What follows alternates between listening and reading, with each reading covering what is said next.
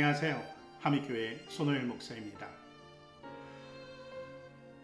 여러분들은 사람을 신뢰한다, 믿는다 이런 것들을 어떻게 표현할까라는 생각을 해보신 적이 있습니까? 전 요 며칠 전 성경을 읽다가 믿는 것이, 신뢰하는 것이 어떻게 표현되어져야 되는 것인가를 깨달았습니다. 그것은 그 사람의 말을 행동으로 옮겨주는 겁니다. 믿지 못하거나 신뢰하지 못하면 그 사람의 말을 행동으로 옮길 수가 없어요. 하나님을 믿는다는 것, 하나님을 신뢰한다는 것, 그것은 하나님의 말씀을 보고 듣고 그것을 가슴에 새기고 생각하고 행동으로 옮기는 사람입니다. 그게 정말 믿는 사람이에요. 정말 믿음을 가지고 행동과 삶으로 그것을 보여주는 저와 여러분들이 되어졌으면 좋겠습니다. 오늘 성경 말씀은 마태복음 6장 14절로 15절입니다. 너희가 남의 잘못을 용서해 주면 너희 하나님 아버지께서도 너희를 용서해 주실 것이다. 그러나 너희가 남을 용서해 주지 않으면 너희 아버지께서도 너희의 잘못을 용서해 주지 않으실 것이다. 한 남자에게 사랑하는 여자가 생겼어요. 남자가 생각할 때에 이 여자도 자신을 사랑한다라고 생각하고 이 남자는 이 여자에게 적극적으로 프로포즈를 하고 결국에 가서는 이 남자와 여자가 결혼을 하게 됩니다. 얼마 좀 시간이 지난 후에 아주 기쁜 소식이 전해졌어요. 아내가 임신을 하는 겁니다. 얼마나 들뜨고 기쁜 일이에요. 근데 얼마 후에 이 남자에게 정말 끔찍한 소식이 전해집니다. 자신의 부인이 임신한 아이가 자신의 아이가 아니라는 소식이었어요. 그것을 알게 된 거죠. 사실 이 여자는 남편인 남자를 만나기 전부터 사랑하는 남자가 있었던 겁니다. 근데 이 여자는 자신의 욕망과 욕심을 채우기 위해서 조건에 맞는 남자를 만나서 결혼을 한 거예요. 결혼을 하고 난 이후에도 그 전에 만났던 남자와 만나고 그 사이에 아이가 생긴 겁니다. 여러분들, 이 남자의 심정이 어땠을까요? 이 남편은 실망하고 그 여자의 행동을 용서할 수가 없었습니다. 제가 남자의 경우를 들었습니다만 여자분들에게도 이런 믿지 못할 현실을 맞닥뜨리는 상황도 올 수 있겠죠. 여러분들이 이런 상황을 당한다면 상대방을 용서할 수 있을까요? 제가 너무 극단적인 예를 들었나요? 기도를 가르치신 예수님, 그 가르침 바로 곧 이어서 용서에 대해서 예수님은 다시 언급하고 계세요. 왜 다시 용서를 언급하고 계시는 걸까? 마치 기도의 5번째 용서의 연장과 같은 내용이고요. 아니, 어쩌면 한 번 더 언급하고 계신 것 같은 그런 내용입니다. 오늘 본문에서 등장하는 남의 잘못, 헬라어로는 파라푸토마라는 단어를 사용하고 있어요. 이 파라푸토마가 헬라어 성경 중에서 인간에 대한 인간의 잘못으로 표현된 곳은 여기밖에 없습니다. 다른 곳은 하나님에 대한 인간의 잘못, 이것을 표현할 때에 파라푸토마를 사용하고 있어요. 다시 말해서 다른 곳에서 언급하고 있는 남의 잘못과는 다른 잘못을 의미하고 있는 겁니다. 하나님에 대한 인간의 잘못은 용서받을 수 없는 잘못이에요. 다시 말해서 인간에 대한 인간의 잘못 가운데 정말 용서받을 수 없는 잘못을 이야기할 때에 이 단어가 사용되어졌다라고 말씀드릴 수 있어요. 마치 앞에서 예를 든 것과 같은 잘못. 예수님은 이런 잘못을 용서해야 된다라고 말씀하고 있는 겁니다. 용서하실 수 있겠어요? 예수님은 용서를 못하면 하나님도 그 인간을 용서하지 못한다라고 말씀하고 있는 겁니다. 너무 잔인한 하나님입니다. 기도에 대해서 여러분들에게 말씀드릴 때에 하나님이 마치 우리가 용서해야만 용서해 주는 것처럼 조건을 내건 그런 내용 같았지만 사실은 조건적인 용서가 아님을 분명히 말씀드렸습니다. 전제는 이미 하나님의 용서는 선포되어져 있다라는 것이었어요. 하나님은 분명히 용서를 선포하셨지만 용서하는 자를 보고 완전히 용서하시는 겁니다. 사실 인간은 하나님으로부터 용서받지 못하는 잘못을 했어요. 이스라엘 백성들을 봐도 그렇잖아요. 진짜 자신의 죄를 직면한 사람은 자신의 잘못이 얼마나 엄청나다는 사실을 깨닫게 됩니다. 그리고 잘못을 뉘우치게 되죠. 그 잘못을 뉘우치고 하나님 앞에 회개한 자의 표현은 자신에게 조그만 잘못을 한 이에 대한 용서로 나타날 수밖에 없는 거예요.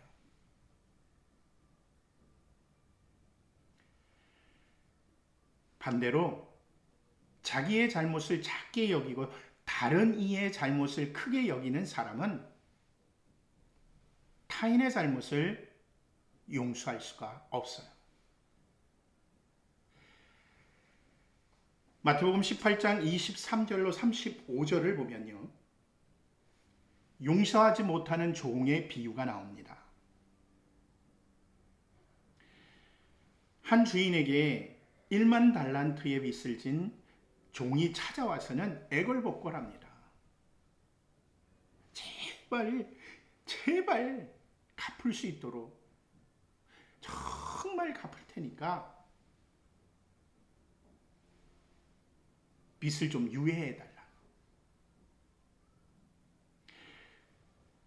근데 그렇게 간절하게 바라는 이 종의 모습을 보고 주인이 감동을 받았는지 그 1만 달란트를 탕감해줘요. 이 종이 얼마나 홀가분했겠습니까? 그래서 의기양양해서 길을 가다가 문득 한 사람이 눈에 띄어가지고 불렀어요.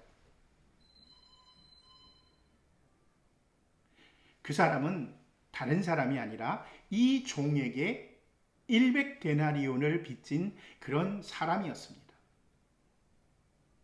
그 사람 역시 어떻겠어요? 그 종 앞에 무릎 꿇고는 애걸복걸합니다. 갚을 시간을 유예해 달라는 거예요. 근데 이 냉정한 사람 보십시오. 자신에게 100데나리온 빚진 사람을 감옥에 쳐놓고는 그의 처자식은 노예로 팔아버리겠노라고 엄포를 놓습니다. 사람들이 이 장면을 보고 가만히 있었겠어요?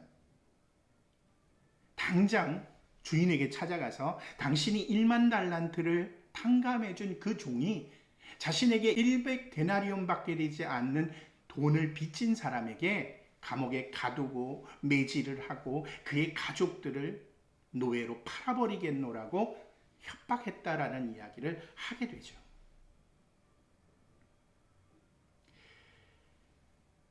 이 소식을 들은 주인이 대노합니다.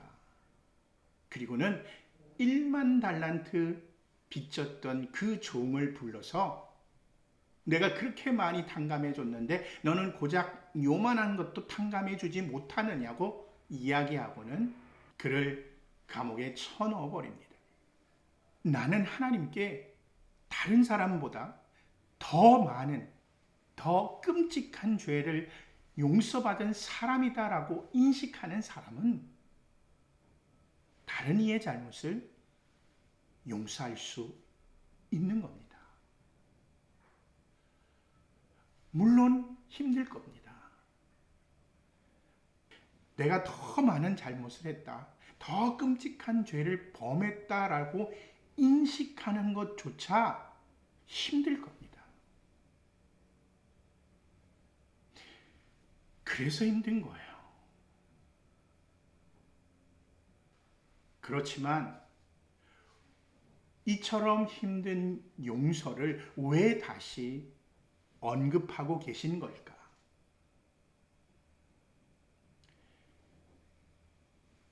용서가 하나님의 본질에 가까이 갈 수 있는 조건이기 때문에 그렇습니다.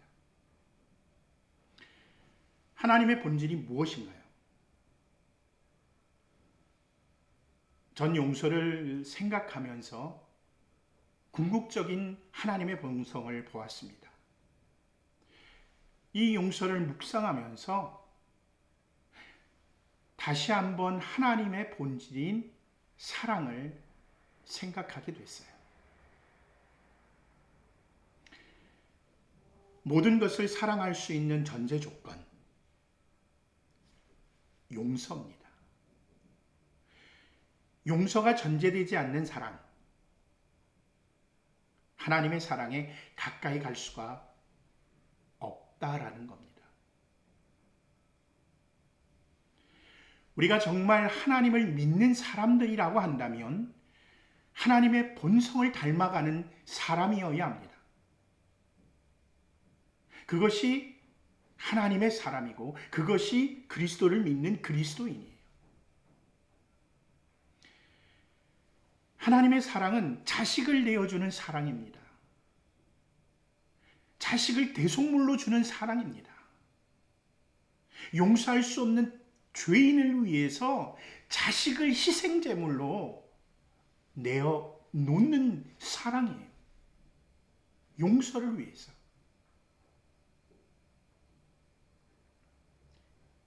인간의 잘못을 용서하기 위해서 자식을 죽여야 되는, 죽음의 현장으로 보내는 사랑인 겁니다.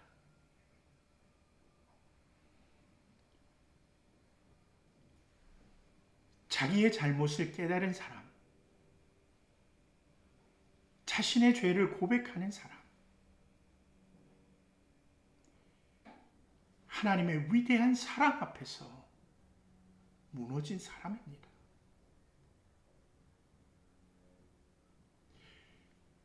결국 자기 같은 사람도 용서를 받았는데 남을 용서하지 못할 이유가 없는 거예요. 하나님 사랑의 실천을 자신도 행동으로, 삶으로 옮겨내는 사람이 바로 용서하는 사람입니다. 사랑은 표현하는 겁니다. 마찬가지로 용서도 표현하는 거예요. 반대로 용서받는 것 역시 표현하는 겁니다. 용서의 전제 조건은 뉘우침이에요. 뉘우치는 사람을 용서하는 겁니다. 잘못을 고백하고 표현하는 사람을 용서하는 거예요. 사실 나도 하나님께 회개하였기 때문에 하나님의 용서를 받았잖아요. 하나님이 용서를 선포하셨고 그 용서의 선포 가운데 내가 죄를 뉘우치고 회개하니까 선포되어진 용서에서 이미 나는 용서받은 죄인이 된 거예요. 마찬가지로 내가 용서하려고 해도 뉘우침이 없으면 상대방은 용서받을 수가 없는 거예요. 물론 나는 용서했지만 용서받아야 되는 상대방이 진정한 용서로 느껴지려고 한다면 스스로의 뉘우침이 전제되어야 한다라는 겁니다. 나 역시 용서받으려면 뉘우침을 표현해야 돼요. 내가 잘못했다. 내가 미안하다. 잘못을 사람에게 하고는 그 사람은 제외하고 하나님 앞에 회개기도하고 하나님께 용서받았다라는 마음의 위로를 받은 사람, 그리고 그것이 마치 용서받은 것처럼 자랑하고 떠벌리는 사람, 그것은 하나님을 기만하는 사람입니다. 그는 용서받지 못한 거예요. 하나님께도 용서받지 못한 겁니다. 왜? 사람에게 잘못했는데 그 사람에게 용서받지 못한 죄인이 설사 하나님이 용서하였다 하더라도 진정한 용서일까요? 그것은 하나님을 기만하는 것이고 용서를 해 주어야 될 그 사람을 기만하는 겁니다. 실질적인 하나님의 용서가 아닌 거죠. 우리 그리스도인들이 범하기 쉬운 잘못 중에 하나입니다. 하나님이 용서해 줬으니까. 아니에요. 정말 그리스도인으로 용서의 사랑을 받고 주고자 한다면 잘못을 고백하고 그것을 용서받고 용서하는 것입니다. 하나님 사랑의 회복이에요.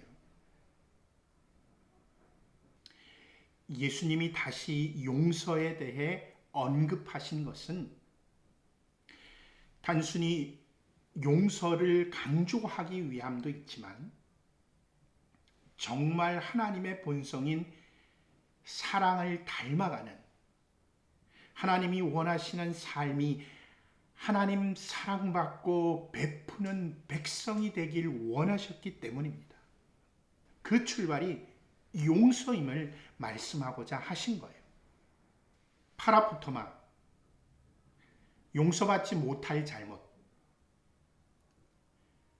하나님은 하나님을 닮은 그리스도인으로서 용서의 사랑을 보이라고 말씀하고 계신 거예요. 여러분들은 하나님이라는 단어를 들으면 심장이 두근거리십니까? 하나님을 정말 사랑하십니까? 하나님을 닮아가려는 사람입니까? 어렵지만 용서의 사랑을 실천하는 그런 분위기를 원합니다. 한번 생각해 보세요. 내가 용서해야 될 사람, 반대로 내가 용서를 받아야 될 사람,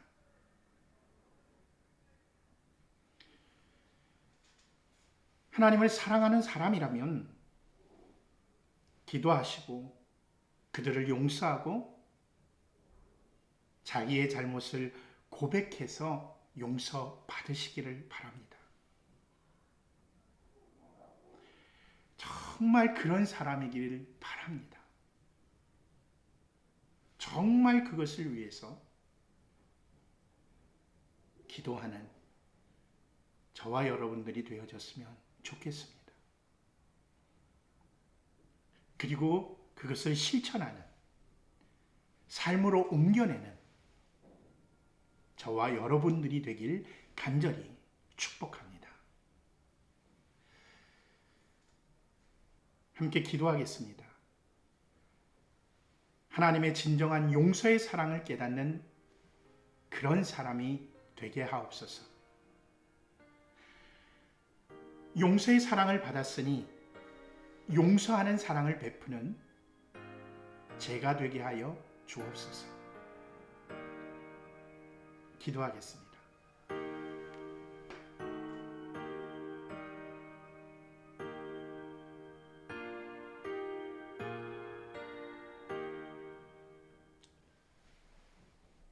다음 주에 뵙겠습니다.